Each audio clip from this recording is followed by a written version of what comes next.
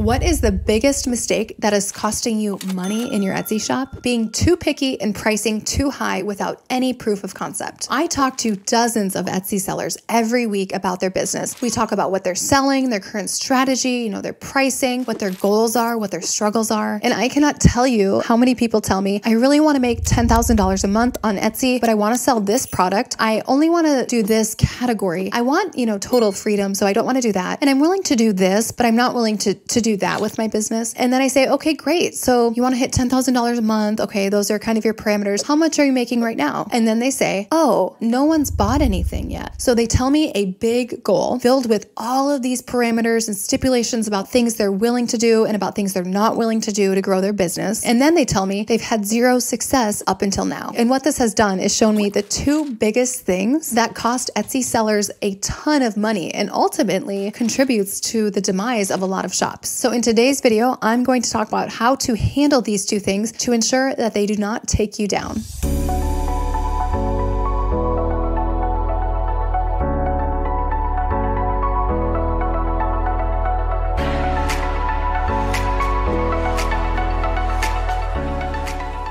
Welcome back to my channel. My name is Dylan Jarris, and I am an Etsy shop owner of almost 7 years. I've sold over $1.4 million in revenue on the platform, and I've made over $1 million in profit. So I regularly do $30,000 to $40,000 a month on the platform. I also sell on Amazon and Shopify, and my entire background is in corporate e-commerce. I live in Southern California with my 2 boys and my husband, and this channel is all about the profitable action steps and strategies that I use to build my shop to that $1 million level. So today we're talking about the two things that I see Etsy sellers doing that is costing them a lot of money and contributes to a lot of shops ultimately closing. So the first thing is being way too picky and overcomplicating everything. So listen, perfectionism on Etsy is going to keep you poor. I see so many Etsy sellers completely overcomplicating their shops and their listings before they have any proof of concept, before they have any interest in their items at all. So they think they're creating, a really unique process to ordering in their shop or in their listings, but what they're really doing is creating a very confusing process that won't convert any customers. So here, I recommend keeping it very simple when you start your shop. Keep the options, the colors, the sizes, the fonts very simple. Just test and learn, test and learn, test and learn. And instead of setting the parameters of what you're willing and not willing to sell on Etsy, let your customers tell you what they want. Because remember, you're not the one buying it. And if you don't have any sales yet, it means you likely don't understand your customer, so you don't have the right to be picky. If you don't have any sales, you need to be willing to bend over backwards to serve your customer. You need to look at your business like a service business, not just an e-commerce business. You need to look at what are they looking for and what can you provide if you don't yet have it available. So how do you know what a customer wants? You need to understand them intimately. I recommend looking at the cult-like following of your biggest competitors. Who are these people influenced by? What aesthetic are they drawn to? What is the utility of this item for them? How often do they buy this thing? What else are they coming to Etsy for that you could also offer that same person? And maybe what needs are not being met very well for them right now? And what could you do better or faster? So what is the biggest way to know what people want? They will tell you. And for every customer who sends you a message and asks, can you do this? There are likely 50 people right behind them who are just too lazy to message you and ask. So being too picky about your business, your parameters, about your offering before you have any proof of concept and before you actually have a paying customer means that you don't yet have a business at all, because a business without customers is not really a business. The next mistake that I see Etsy sellers making is pricing their items way too high. So shops put their pricing at, 40 to 50% gross margin, and they publish their items and then they sit and wait. So maybe they'll do a 10% off sale once in a while and then they'll sit and wait some more. And oftentimes they'll see it takes 2 to 4 months to even get one sale. So sure, they made, a 50% margin on that one sale, and maybe it was like a whopping $10 profit. But what we can't calculate is how much they lost by pricing their items that high for that long, either at the start of their shop or at the start of that listing's life cycle. So the real cost here is the opportunity cost. So if they were willing to take maybe a 20% margin when they started, maybe they could have made a $500 profit in 2 months instead of a $10 profit. You've really got to look at time as money here. And as time goes on and your listings sit stagnant, the listing quality score is negatively affected. So if my shop shop has no sales and I have little to no,